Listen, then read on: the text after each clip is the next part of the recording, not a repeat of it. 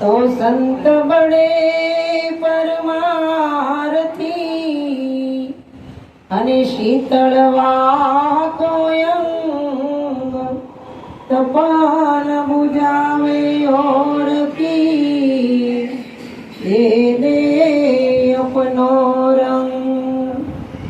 तो नाम नाम सब कोई जपे जग ठाकुर दुतारा चोर। ध्रुव प्रहलाद तरी गया वो नाम था कोई और। कोटि नाम संसार में तामे मुक्ति नव होय। आदि नाम गुप्त है बुझत वीरला कोई। सदगुरु महाराजनी जय। આજે રમેશભાઈ અને તેના પરિવારે જે ભજન ભાવ રાખી સંતોને અરસપરસ બોલાવી દર્શન દીદારનો લાભ અપાયો। કારણ કે સંતો કહે છે ભાગ્ય બળો જે ઘેર સંત પધારે કર સુમિરણ ભવ સાગર સે તારે। તો સંતોનું જ પૂજન કરવાનું કીધું છે, સંતોનો આદર કરવાનું કીધું છે અને સંતોના ગુણગાન ગાવાનું કીધું છે। તો સંતોને કેને કહેવાય? કારણ કે આ જગતની અંદર સંત બધા કરે પણ સંત કહેવા કોને? તો આપણને ગુરુ મહારાજ તરફથી શિખામણ મળી છે કે સર્વે વાતનો લાવે અંત, એનું નામ સંત। અને જે સંતો આપણા અજ્ઞાન રૂપી અંધારાને દૂર કરી જ્ઞાન રૂપી પ્રકાશ પાથરે અને ઘટ ભીતર દિલની અંદર ગુરુ મહારાજ સંતો દ્વારા આ દીવા કરાવે છે। અને જે દીવો થાય છે એ દીવાની અંદર પોતાનો સ્વયં પ્રકાશ છે અને એમાં પોતાને જ ચાલવાનું છે। કારણ કે આપણને હજી જ્યાં સુધી આપણા સ્વરૂપની ખબર નથી, આપણા નિજ નામની ખબર નથી અને નામને શેનો આધાર છે એની પણ ખબર નથી, ત્યાં સુધી નામ ગમે એટલું કરશું પણ નામ નક્કી થવાનું નથી। એટલે સંતોએ કીધું કે કોટી નામ સંસારમાં, ઘણા નામ છે આ જગતની અંદર અને જેમ જેવા ભગવાનનો સમય આવે એવી પૂજા કરે। અત્યારે અધિક મહિનો ચાલે, લાલજી મહારાજે જે ભજનની અંદર આપણને કીધું છે આ પ્રગટ પુરુષ પરમાત્મા છે। આ જગતની અંદર જે પ્રગટ છે, બોલે છે, ચાલે છે, ક્ષણે ક્ષણે હોકારા કરે છે અને શ્વાસે શ્વાસે રમે છે, એ જ પ્રગટ પરમાત્મા છે। પણ પોતામાં પ્રભુજોને પ્રગટ બોલે, હરદમ દેવે છે હોકારો, પણ ગમ વિનાના નર કરે ગુલામી, આ કેમ આવે મુક્તિનો આરો? પોતાની અંદર પ્રગટ બોલે પણ પોતામાં વિશ્વાસ નથી, એટલે જ્યાં પડ્યું છે ત્યાં ગોતતા નથી અને નથી ત્યાં ગોતવા માટે ફાફા મારે છે। પણ સંતોએ કીધું જેમ કરોળિયો પોતાના મુખમાંથી લાળ કાઢી અને જેમ જાળું બનાવે અને એમાં પોતે જ ગૂંચવાય પછી પોતાને નીકળવાનો રસ્તો ના મળે, એવી જ રીતે આ જગતનો અજ્ઞાની મનુષ્ય પોતાના જ માંથી સંસાર ઉભો કરે અને એમ થાય કે આ સંસાર વગર મારે હાલશે નહીં અને મારા વગર આ સંસારને ચાલશે નહીં। પણ સંતોએ કીધું છે કે આ મન વડે આ જગ દેખાય છે અને મન વડે સંસાર છે, પણ મન મળી ગયું અમનમાં, એનો થઈ ગયો બેડો પાર છે। તો નામનું સ્વરૂપ હું કે નામનું સ્વરૂપ શું છે? નામ નિરખ્યું હોય તો એનું સ્વરૂપ પણ જાણવું જોઈએ ને। તો નામનું કોઈ સ્વરૂપ નથી, નામનું સ્વરૂપ છે એ અનામ છે, પણ અનામ વસ્તુ છે એ આધી છે। અને જો સમજણમાં આવે તો સદગુરુ સંતો તરફથી આપણને ઈશારો છે કે એ નામ તમારી પોતાની જ ભેગું છે। પણ સંતોએ કીધું ને કે નામ સબ કોઈ જપે ઠગ ઠાકુર ધુતારા ચોર। બધાય નામનું જપે છે, ભજન જ કરે છે। કારણ કે ચોર જ્યારે ચોરી કરવા જાય ને એ દીવો કરી અગરબત્તી કરી શ્રીફળ વધેરીને જાય કે આજ જે મારે ધાડું પાડવું છે ને એમાં હું પકડાઈ ન જાઉં, સફળ થાવ, તો ભગવાન એનું સાંભળતો તો હશે જ ને। એટલે કીધું કે ગણપતિ ને સમરે બધાય, રાતે સમરે સોર ને દિવસે સમરે વેપારી વાણિયા, અને અડધી રાતે આવા ભગતડા હોય ને ઈ સમરે. બધાય ભગવાનનું ભજન કરે જ છે અને માનતા રાખે જ છે બધાય, અને બધાયની અંદર ભગવાન પૂરેપૂરો છે. પણ ભગવાન ખરેખર કેવો કોને માટે સંતોએ કીધું ભગવાન ઢૂંઢ નહીં ચલા, ભગવાન મિલા નહીં કોઈ, ભગવાન મન હે તેરા, ભગવાન દૂજા નહીં કોઈ. આપણા સદગુરુ સંત મહાપુરુષે આપણું મન છે એને જ ભગવાન ઠેરાયું છે, પણ મનને ઉલટાવી નાખવું પડે. કારણ કે આ હવળું છે ને ઈ બધાય સંતો સીધી ને સરળ ભાષામાં કહે છે પણ સવળું સમજાતું નથી. એટલે આ જગતના જીત અવળી અવળી દિશાએ દોડે છે, અને અવળી દિશાએ દોડે એટલે કાંઈ હાથમાં આવતું નથી. માટે સંતો કહે છે ને કે સંસાર ધુમાડાનો બાચકો રે ઈ તો આવે અને જાય રે, રંગ પતંગનો ઉડી જશે, હારે જેમ આકડાના તૂર રે, હેતે હરિનો રસ પીજીએ. હેતે હરિનો રસ પીવાનું કીધું હો. આપણે મુખેથી ભજન ગાઈ પણ મારું તમારું મન અને ચિત્ત બીજે ફરતું હોય, હૈયાની અંદર હેત ન હોય, મન આપણું સ્થિર ન હોય, દિલની અંદર જરાય શ્રદ્ધાને વિશ્વાસ ન હોય, અને આ મોઢેથી કદાચ હજાર ભજન મોઢે આવડતા હોય, ગાતા હોય, જગતને સંભળાવતા હોય, પણ સંતોએ કીધું તમારા હૃદયની અંદર એક ઝીણા ખૂણામાં પણ આ ચિત્તની અંદર ક્યાંય છળ કે કપટ ન હોવું જોઈએ. જ્યાં સુધી કપટ હશે ત્યાં સુધી આપણને કીર્તારનો અનુભવ ક્યારેય નહીં થાય. એટલે સંતો આપણને પેલા 6 હથિયાર છોડાવે છે. એમાં મેન હથિયાર છે ને ઈ ઈર્ષ્યા છે. આ જગતની અંદર ઈર્ષ્યા આપણને કોઈની ઉપર ન થાય, પણ આપણી ઉપર જ ઈર્ષ્યા થાય. આપણી ઉપર મીઠી ઈર્ષ્યા થાય. કેવી કે આ બધાય અજ્ઞાની છે ને હું તો જ્ઞાની છું, બળે ભાગી છું, મને સદગુરુનું જ્ઞાન મળ્યું. એ નિરાંત દેશનું હાવ નિર્મળ અને નિરાળું, નિર્લોભી, નિર્લેપ કેટલું સરસ જ્ઞાન મળ્યું. એ પણ આપણી ઉપર એક ઈર્ષ્યા છે. પણ સંતોએ કીધું ઈર્ષ્યા ન હોવી જોઈએ, ઈચ્છા ન હોવો જોઈએ, અને અતિ અનુરાગ પણ ન હોવો જોઈએ, અને અતિ દ્વેષ પણ ન હોવો જોઈએ. જ્યારે આપણું આ મન, બુદ્ધિ, ચિત્ત અને અહંકાર, આ અંતઃસ્કરણ જ્યારે શુદ્ધ થશે ત્યારે પરમાત્મા આની અંદર ઠેરાશે, ત્યારે એનો અનુભવ થાય. પણ ખાલી અનુભવ સુધી સીમિત નથી.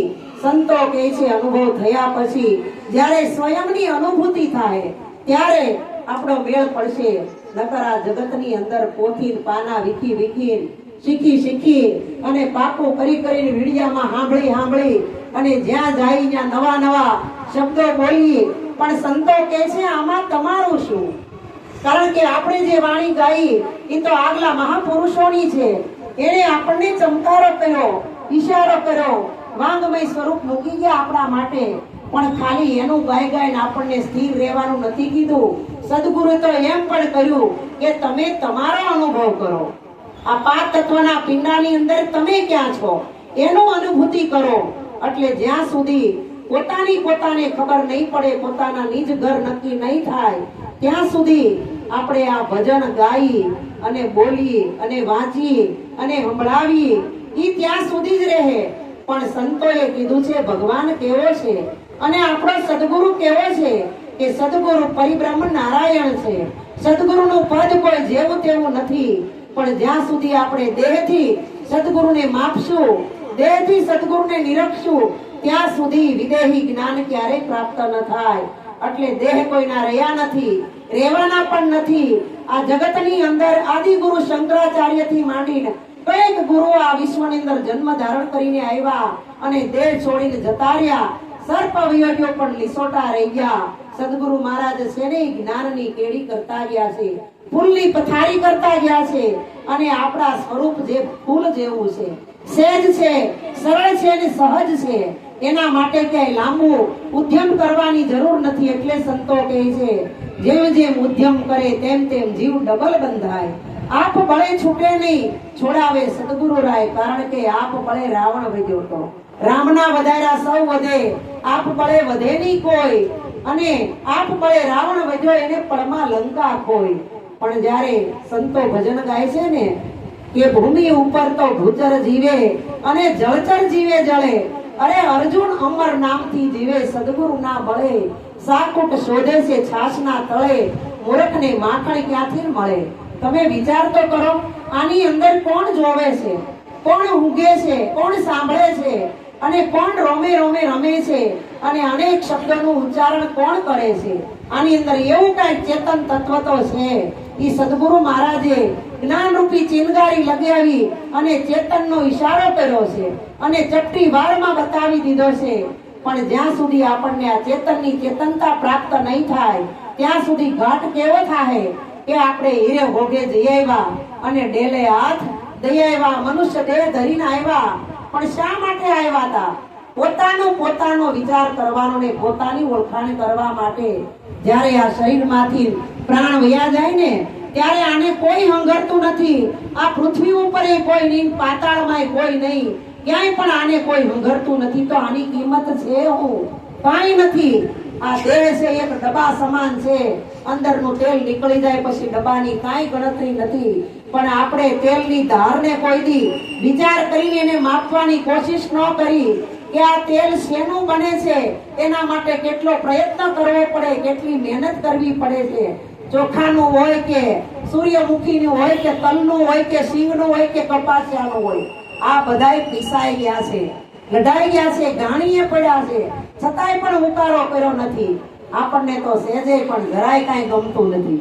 આપણને જરીક ગરમી થાય તોય નથી હાલતું, જરીક વરસાદથી પરળવું પડે તોય પણ નથી હાલતું, આપણને ખાવા પીવાનું મોડું હોય તોય પણ નથી હાલતું, અરે એક ભૂખ્યા રહેવું પડે તોય નથી હાલતું. પણ સંતોએ કીધું આ તો દેહની છે ને, એ બધું આવવા જવા વાળું છે. આ પ્રાણને ભૂખ ને તરસ છે, આ મનને સુખ ને દુઃખ છે, આ દેહને જન્મવું નવતરવું છે. પણ તમારા સ્વરૂપમાં કે ગુરુ મહારાજ કે કાંઈ નથી.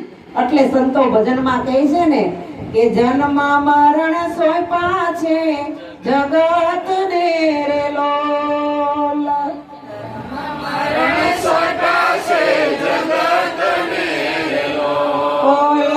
આવો તોય અમર બની જાવજો, આવો સંતોય અમારા દેશ મારે લો.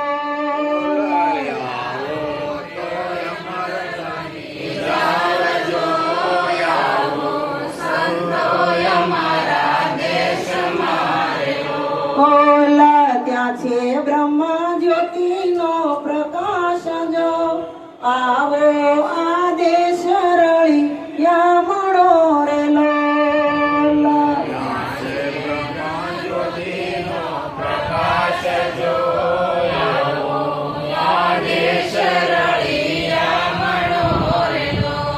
જન્મ મરણ સોંપા જગત ને, આ જગત નહીં મરવાના તો આપણે એને જવાનું, આ દેહને જવાનું જ છે. પણ આ જગતમાં દ્રષ્ટિ કર્યા વગર સંતો કે તમે આ તમારા શૂન્ય જગતની અંદર, માપના જગતની અંદર દ્રષ્ટિ રાખો કે જન્મ મરણ સોંપા આ જગતને. એક દિવસ આ પાંચ તત્વનો મારો ને તમારો પિંડો પ્રગટ થયો છે તો એક દિવસ નાશ થવાનો. એટલે જન્મ મરણ આને સોંપી દો. પણ તમે ગુરુના દેશમાં આવી જાવ તો અમર તત્વના અધિકારી બની જાવ, અમર પદ મળી જાય, મોક્ષ પદ મળી જાય. અને અમર બની જાય ને પછી એને મરવાની, જલમવાની શેની બીક રહેતી નથી, સુખ દુઃખની સંભાવના રહેતી નથી, આદિ વ્યાધિ ત્રિવિધના તાપની સંભાવના મટી જાય છે. કેવલ તમારો જે પાંચ તત્વના પિંડાની અંદર બોલે ને એ જ પરમ તત્વ છે, એનો સાક્ષાત્કાર કરવાનો છે. અને આ દેહ તો ખાલી સાક્ષી છે, આ ઢગલો છે ને ઈ સાક્ષી છે. પણ જે ચેતન છે ને એને આ ડોશીએ મેલ પડતો ને ઢગલાના દફા કરી મંડ્યું દોરા ચડાવવા. અરે કેટલી યાતના કરે, કેટલું દમન કરે. ભૂલી ભૂલી દુનિયા ફરે દીવાની, શું કરે એમાં અભિમાની રે, શું કરે એમાં અજ્ઞાની રે. ભૂલી ભૂલી દુનિયા ફરે દીવાની. લોકો જે કરે એવો, પણ આપણે સમજેલી બેન હોય ને એમ એક સદગુરુ દેવનું પૂજન કરી લ્યો, 33 કરોડ દેવતા ગુરુ મહારાજ એક ઝાટકામાં આની અંદર પ્રગટ કરી દે. પછી વાયા વાયા હું કામ કરવું? ડાયરેક્ટ નો થઈ જાય આપણે. આપણે મોટા મોટા પ્રોગ્રામ હોય, મીટરમાં શેડો નાખો ને, મીટર મંડે સકડી લેવા, કેટલું બિલ આવી જાય. પણ પરબારો ડાયરેક્ટ શેડો લગાવી દ્યો, કાંઈ બિલ આવે નહીં, કાંઈ ભરપાઈ કરવી નહીં. એટલે સંતોએ કીધું આ દેહને દમન કર્યા વગર આ દેહની અંદર જે વિદેહી પદ છે એનું પ્રાગટ્ય ગુરુ મહારાજે કરી દીધું છે. એમાં રહી મોજ કરો, પરમાનંદની પ્રાપ્તિ કરી છે તો આનંદ કરો અને આનંદ કરાવો. આનંદ છે એ જ ઈશ્વરનું સ્વરૂપ છે. આનંદ સિવાય આ જગતની અંદર ગમે ત્યાં ફાફા મરશું પણ કાંઈ હાથમાં આવે એવું નથી. તો આપણે તો ભાગ્યશાળી નહીં, બળભાગી નહીં, પણ સદભાગી છીએ કે આપણને આવા સમર્થ સદગુરુ મહારાજ મળ્યા. અને આ પૂળાની ગંજી આખા પૂળા હળગતા હતા, ગુરુ મહારાજે પકડી પકડી ખેંચીને આ પૂળા બહાર કાઢી લીધા. આયા હજારો પૂળા છે, આ પેટમાં પણ 30 પૂળા બેઠા જ ખાલી, બધાય નો બે હે, પણ જે તરી જાય ઈ આ સદગુરુના સાનિધ્યમાં આવે અને ભાગમાં હોય ની જે આવે. એટલે સંતો કે ભાગમાં હોય ઈ ભળે. સંતો ભાઈ જ્ઞાનની ખીચડી સડે. આપણા ગુરુ મહારાજે ખીચડી છોડવી દીધી છે અને કોળિયો મોઢા પાસે મૂક્યો છે, ખાલી મોઢું ફાડીને ખાવાની તૈયારી છે હો. પણ એટલા બધા આળહુડા છે ને